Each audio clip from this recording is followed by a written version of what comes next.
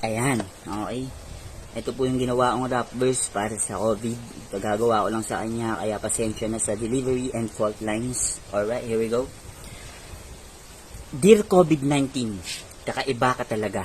Sa lahat ng mga virus, ikaw na ang pinaka.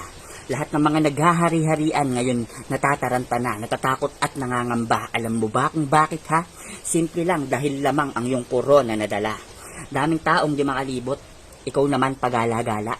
Pero para mo ng awa, please naman wag mo namang idamay ang mga inosenteng bata. Daming ganid at saking, sa kanila mo iparanas ang lagim. Huwag sa aming mga maralita na di alam ang gagawin. Pero dami pa rin ng pasaway na ang kakapal ng mga muka. Pag oras mo na daw, wala na daw tayo dyang magagawa. Libot dito, libot dyan, kala mo talaga may napapala. Manong magstay ka na lang sa bahay mo at mag-tiktok ng kami sa'yo ay matuwa. Ha? Naranasan ko na rin na magkulong. Yes, higit pa sa 8 buwan bro. Kaya anong pinagsasasabi mo na nakakaboring yan 2 linggo pa lang na lockdown mo? Simpleng paalala, nakakamatay po ang virus na ito. Hihintayin mo pa ba na madamay ka at mahawaan ng mga mahal sa buhay mo? Here's my advice.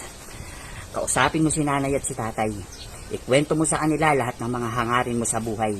Bisingin mo si tito at si tita. Pati sila iyong idamay. Sabihin mo sa kanila, tulungan ka naman na maglinis ng inyong bahay. Isamingin mo si ate. Pati na rin si kuya. Huwag ka muna mag-ML kapatid. Ituon mo ang oras mo sa iyong pamilya. Tapos sabay-sabay kayong manalangin at magdasal ng taos. Yang COVID virus na yan, laos, agad din yan magtatapos. At tandaan mo kapatid na mas makapangyarihan pa rin ang ating mahal na Diyos. Peace out.